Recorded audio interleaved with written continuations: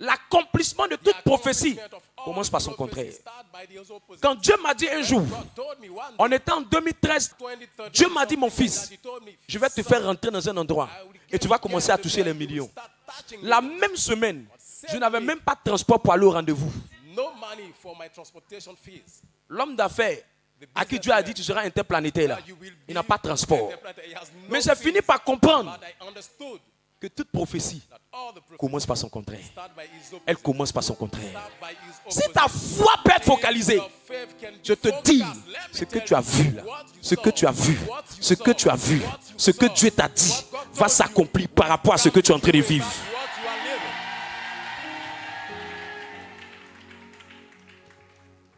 C'est pour ça qu'on te dit prospérité, autour de toi, ça sera la pauvreté. Quand il te dit fécondité, autour de toi, tu vas sentir comme si c'est la stérilité. Quand il te dit élévation, autour de toi, tu vas sentir que c'est en train d'être difficile. Mais c'est juste pour le commencement. C'est juste le commencement. Mais ça ne finira pas comme ça. Ce que tu es en train de vivre là, ça cache en elle la sémence de ce que tu seras. Une plantation de tomates n'a jamais commencé plantation. Elle a commencé toujours graine de tomate. Mais la graine de tomate porte en elle la plantation de tomates. Ce que tu vois au commencement, ce n'est juste que l'indice, ce n'est juste que l'élément déclencheur de ce qui va se multiplier demain dans ta vie. Si tu peux seulement te calmer et déployer ta foi, si tu peux seulement patienter et déployer ta foi, je te dis, ce que Dieu a dit va finir par s'accomplir dans ta vie. Je prophétise que tout ce que Dieu a dit s'accomplit cette saison. L'absence de foi bloque l'action de Dieu, limite l'agir de Dieu. Il y a certaines situations que tu traverses, ce n'est pas une histoire de Dieu va faire. C'est une histoire de est-ce que ta foi est prête à se déployer. Il y a un homme dans la Bible, en Marc 9, qui est venu vers Jésus et dit, Jésus, si tu le dis, si tu le dis, si tu veux, si tu veux, tu peux me guérir. Si tu veux, tu peux me rendre pur. Si tu veux, tu peux faire ceci. Jésus a dit une parole. Est-ce que je peux te dire? Marc 9, verset 23. Jésus dit, tout est possible à celui qui croit. Ça veut dire, quand la foi est en marche, moi Dieu même, ma volonté même ne compte plus trop. Parce que ma volonté va surfer dans ta foi. Tout ne dépend pas toujours de ce que Dieu veut. Mais il y a beaucoup de choses qui dépendent de combien de fois tu crois. Il dit si tu crois, il n'a pas dit tout est possible à moi. Mais il dit tout est possible à celui qui croit. Ça veut dire, quand tu crois, tu portes en toi le pouvoir d'amener à l'existence des choses qu'un homme ne peut pas accomplir. C'est pourquoi en Matthieu, le même texte l'a dit. Cela est impossible aux hommes, mais c'est possible à Dieu. Cela est impossible aux hommes, mais c'est possible à Dieu. Si tu peux croire, Dieu va agir. Si tu ne peux pas croire, Dieu est limité dans ce qu'il faut faire. Quand ta foi est activée, Dieu lui-même te laisse coopérer avec lui pour accomplir la chose. Mais quand ta foi n'est pas activée, Dieu ne peut rien faire. Dieu ne peut rien faire dans le cas de celui dans qui n'a pas trouvé de foi. Il ne peut rien faire. J'ai dit, il ne peut rien faire.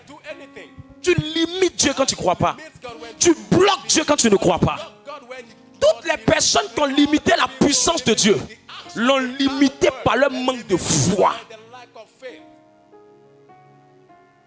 C'est pourquoi Jésus de Nazareth, Jésus, le Tout-Puissant, celui qui a guéri, qui a pris le centurion romain, il a dit ne te déplace même pas, dis seulement une parole. Jésus a dit la parole, son serviteur était guéri. La fille de Jairus est venue regarder Jésus. On dit la fille de Jairus était morte. Jésus a touché la fille. Elle est guérie. La femme qui perdait le sang pendant 12 ans a touché Jésus. La femme était guérie. Jésus est venu devant Lazare. 4 jours, son corps était pourri. Il n'y avait plus rien à faire. Jésus a parlé à Lazare. Il dit, Lazare sort. Lazare est sorti de la mort. Il est arrivé à la vie. Le grand Jésus, le tout-puissant, le merveilleux Jésus. La Bible dit, quand il est arrivé à Nazareth, dans sa ville natale, où il est parti, en Marc 6, on dit Jésus ne put faire de miracle. Pourquoi? Parce que les gens qui étaient là étaient incrédules. Je vais te dire quelque chose. Ta vie ne va jamais avancer si tu es entouré d'un homme qui est incrédule. Si tu as marié un homme incrédule, tu ne vas rien devenir. Parce que quand vous êtes unis, la sémence de cette personne est en toi. C'est pourquoi quand la foi d'un couple s'élève, ils deviennent dangereux. Allez demander l'entreprise de Coca-Cola, c'est un couple. Demandez l'entreprise de Caterpillar, c'est un couple. Demandez plein d'entreprises. Ils sont partis des couples. Ce qui les a menés à se déployer, c'est la foi. C'est la foi. Jésus le Tout-Puissant arrive dans sa propre ville. Les gens le regardent. N'est-ce pas le fils du charpentier? N'est-ce pas le fils de Marie? N'est-ce pas tant? N'est-ce pas tant? N'est-ce pas tant? N'est-ce pas tant? Il n'a pas cru. J'ai vu une soeur un jour et je l'ai regardé. Je lui ai dit, je sais que d'ici 5 ans, tu seras en train de regretter. Parce que tu as mis auprès de toi quelqu'un qui n'a pas une foi. Quand il y a la foi, il y a une grande vision. Vous savez, c'est pourquoi quelqu'un peut ne pas avoir l'argent. Mais s'il a la foi, il va penser grand. Mais même quelqu'un qui a l'argent, s'il n'a pas la foi, il aura une pensée de moustique. Il va finir par tomber. Il n'a pas trouvé de miracle. Il a trouvé des incrédules qui n'ont fait que parler de... Mais ce n'est pas le fils du charpentier. C'est pas le fils. L'onction a quoi à voir avec son titre de charpentier? L'onction a quoi à voir avec le fait qu'il soit le fils de Marie? L'onction a quoi à voir avec ça? On vous demande de croire. On vous demande de croire. Là où l'incrédulité est établie, l'action de Dieu ne produit rien. Là où l'incrédulité est assise, l'action de Dieu ne produit rien.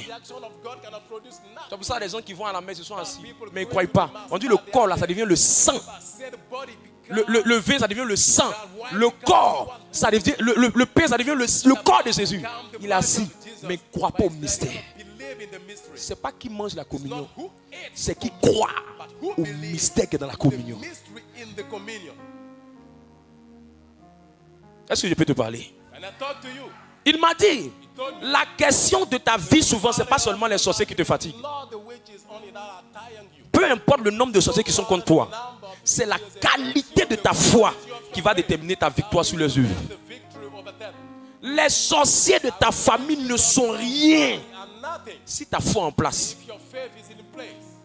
Les sorciers de ton village ne sont rien si sa foi peut tenir. Aussi longtemps que la couverture de Dieu ne t'a pas quitté, Satan ne peut pas détruire ta vie facilement. Si tu demeures sur la couverture de Dieu, Satan ne tiendra pas devant toi.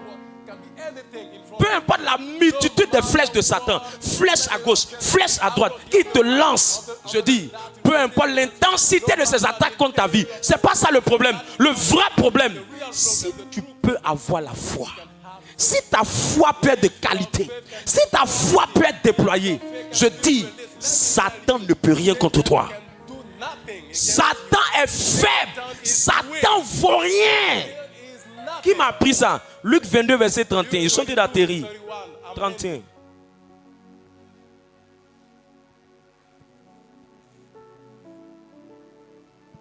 Luc 22, verset 31. Luc 22, verset 31.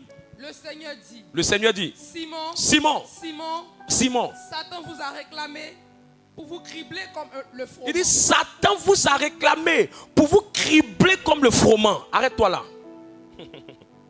Aïe, aïe, aïe, aïe, aïe, aïe, aïe, aïe. Toi, pour toi, ce sont les sorciers qui t'attaquent. Pour Simon, c'est Satan lui-même qui est venu.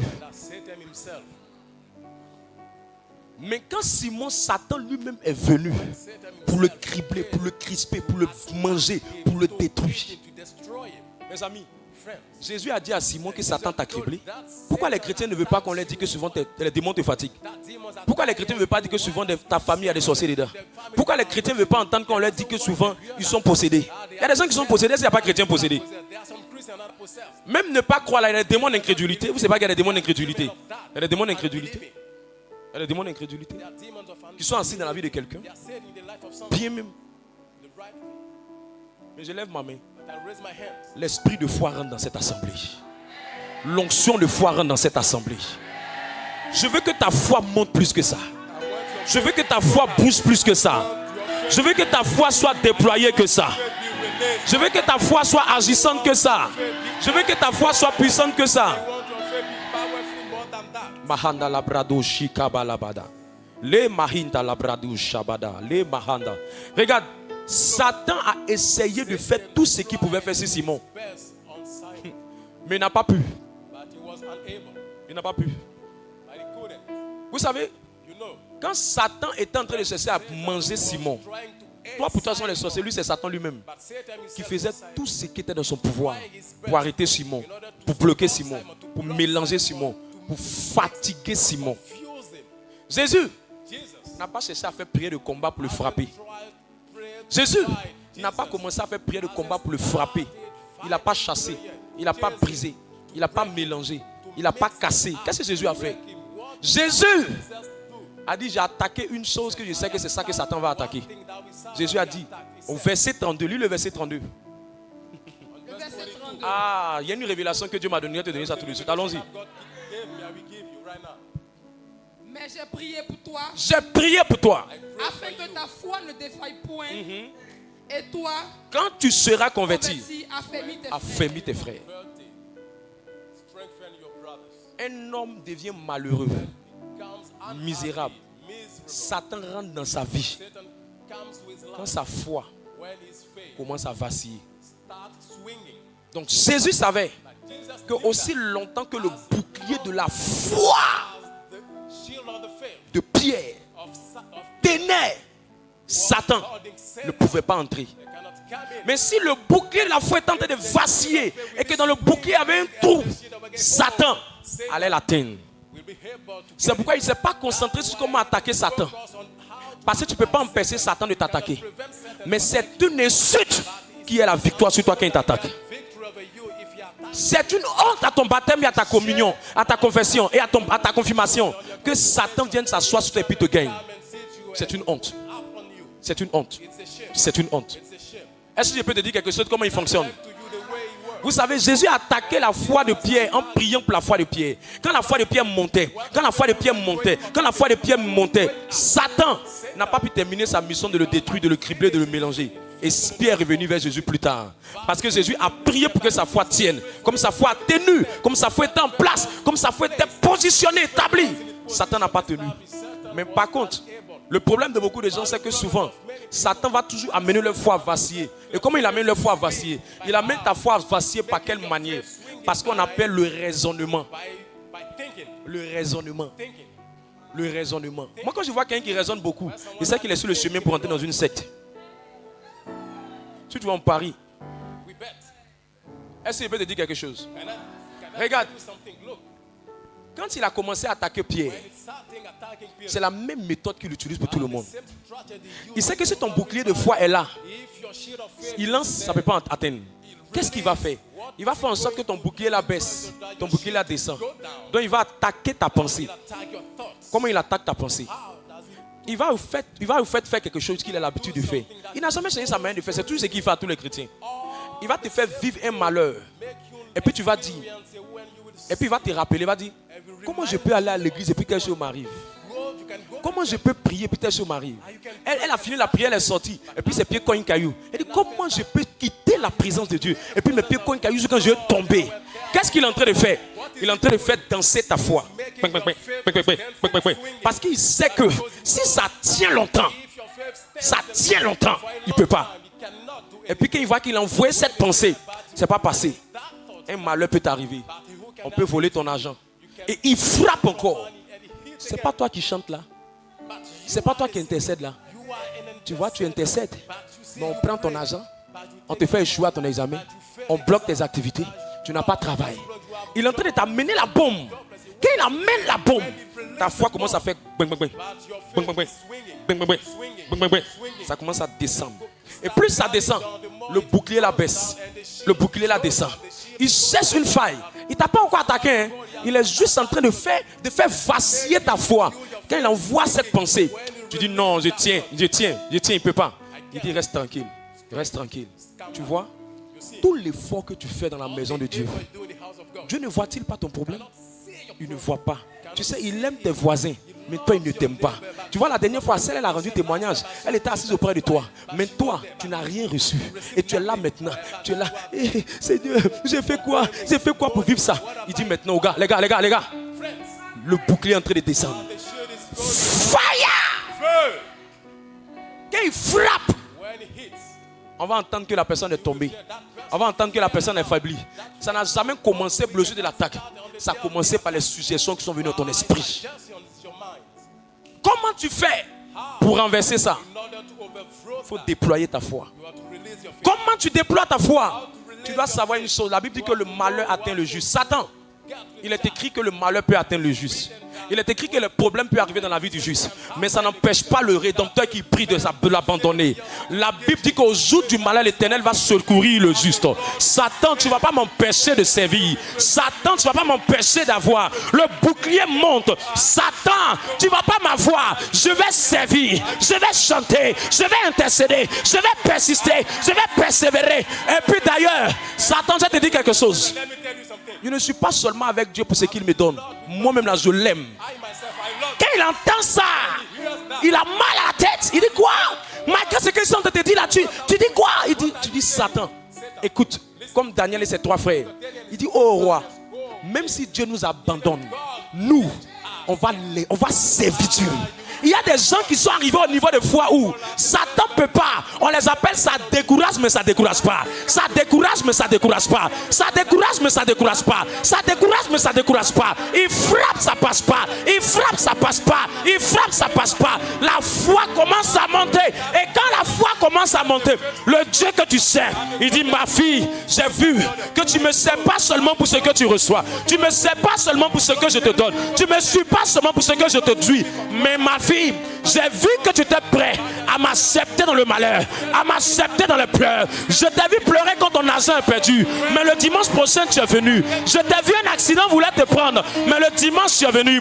Ta maman t'a insulté, mais le dimanche tu es venu. Ton mari s'est moqué de toi, mais le dimanche tu es venu. Tu as échoué à ton concours, mais le dimanche tu es venu. Tu as perdu ton argent, mais le dimanche tu es venu. Tu n'as pas eu de chambre où dormir, mais le dimanche tu es venu. Puisque tu m'aimes, puisque tu m'aimes, ma fille, mon fils, j'ai vu que tu es prêt pour moi. Je ne pourrai plus te laisser. Je ne pourrai plus te laisser.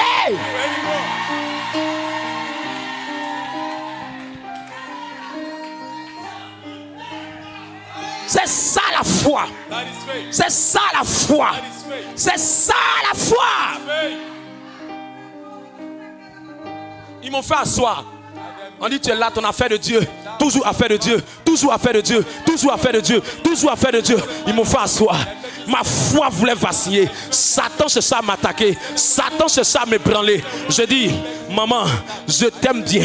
J'aime ce que tu me dis. J'ai écouté tes conseils. Je veux marcher avec Jésus. Jésus là, je suis prêt pour lui. Jésus là, je vais le servir. Je ne veux pas gâter nos rapports. Je t'aime, mais mon affaire de Dieu là, laisse ça tomber. Laisse ça tomber. Ils m'ont fait encore un autre fauteuil blanc. Une deuxième fois. C'est un autre oncle qui est venu. Il dit, nous aussi on fait la messe. Nous aussi on prie. Mais pourquoi ton affaire de Dieu là, tu changes ça? Je dis, tonton, ma destinée est différente des autres. Ce que Dieu veut faire avec moi est différent des autres. Je ne sais pas pourquoi, mais je suis amoureux de Jésus. Tonton, pardon, il faut me laisser.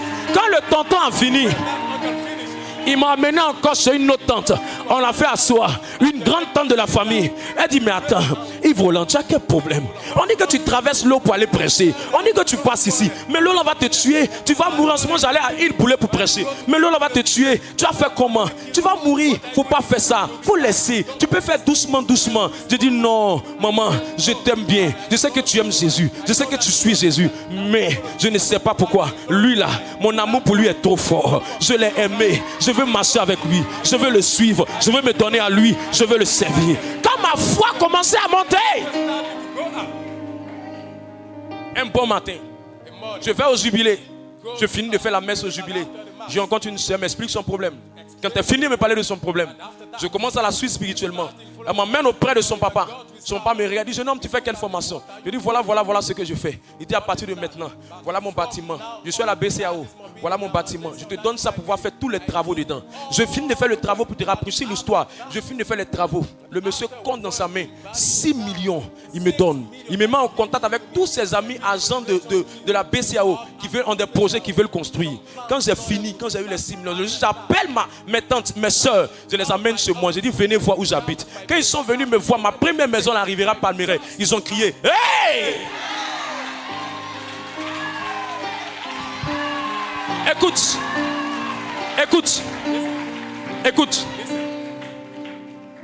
Je n'ai pas l'argent. Je n'ai pas l'argent. J'étais au filin de paix. Mais ce que j'ai eu, c'est la foi. Tu peux avoir relation que moi. Tu peux avoir peut-être un grand diplôme que moi. Tu peux avoir des bras longs quelque part. Mais là où toi et moi on va rivaliser, puis tu ne vas pas me dépasser. C'est que si ma foi est en place, le Dieu que je sais sera mon père, sera ma mère, sera mon oncle. Ce que la vie ne t'a pas donné, ta foi peut le donner. Ce que la vie ne t'a pas donné, ta foi peut te le donner. Ce que la vie ne t'a pas donné, ta foi peut te le donner. Si tu peux continuer de croire, tu le connaîtras, il s'appelle Rédempteur. Tu le connaîtras, il se rappelle le pliant de la tribu de Juda. Si seulement tu peux déployer ta foi. Tous ceux avec qui j'étais dans le quartier, qui étaient avec moi au quartier, qui étaient dans mon quartier à Yopougon, la plupart de tous ces jeunes, il y a peu qui sont mariés dedans. 80% d'entre eux sont rentrés dans la drogue. 80% d'entre eux sont restés vagabonds dans le quartier. 80% d'entre eux sont en train de faire Josie à jamais. La différence entre eux, c'est que je n'avais pas les parents qu'ils avaient. Mais j'avais une foi qui était en place. J'avais une foi qui était en place. J'avais une foi qui était en place. Dieu peut le faire avec toi. Si seulement tu peux faire asseoir ta foi. Si seulement tu peux faire asseoir ta foi. Homme de Dieu, comment faire pour arriver à ce niveau de foi? Il y a 4 étapes. Il y a la petite foi. Il y a ceux qui n'ont pas de foi. Il y a la petite foi. Il y a la moyenne foi. Il y a la grande foi. Comment tu fais pour arriver à cette foi? Comment tu fais pour déployer ce niveau de foi? Comment tu fais pour que ta foi passe à un niveau plus élevé? Comment passer à cette dimension? Rendez-vous dimanche prochain.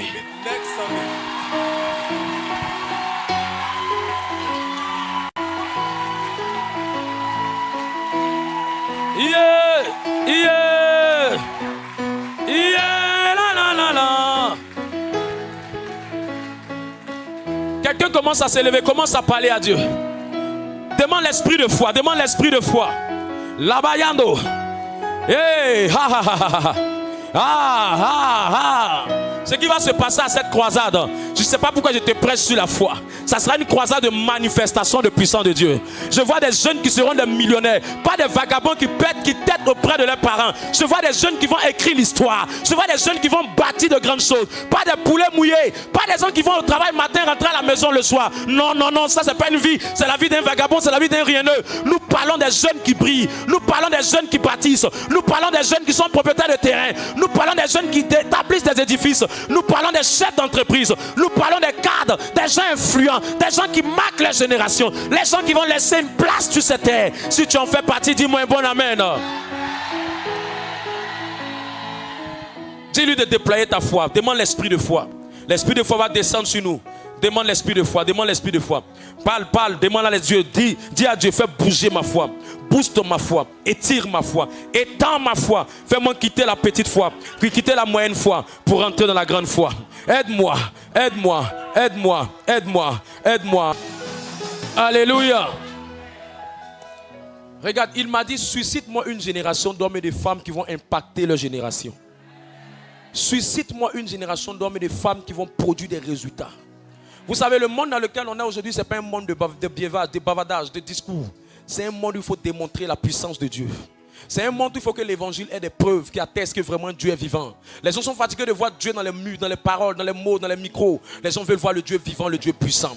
S'il te plaît, commence à dire à Dieu maintenant pour ce sujet. Seigneur, donne-moi la foi pour pouvoir donner des preuves à ce monde. Donne-moi la foi pour pouvoir avoir des preuves dans ce monde. Les gens ont dit que les jeunes ne peuvent pas avoir ça. Les gens ont dit que les hommes d'un certain âge ne peuvent pas avoir ça. Les gens ont dit que pour avoir ça, il faut être compromis. Pour avoir un concours, il faut avoir ça. Pour avoir ceci, pour avoir ça. Il faut que Dieu mette la foi pour que tu montres aux gens que tu es une personne. Ta vie est un miracle. Ta vie est un témoignage. Ta vie est un signe. Prie dans ce sens maintenant. Prie dans ce sens.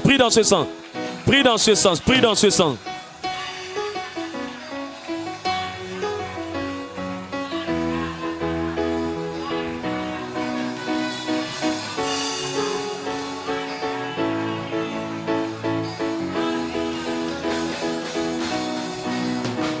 Les gens qui ont dit que tu ne peux pas devenir quelqu'un, ils vont regretter. Les gens qui ont dit que tu ne peux pas voyager, travailler, prospérer, construire ta maison, construire un immeuble, déployer des choses, ouvrir ton entreprise. Ces gens-là sont en train de mentir. Déploie ta foi, déploie ta foi. Seigneur, déploie notre foi. Et tire notre foi.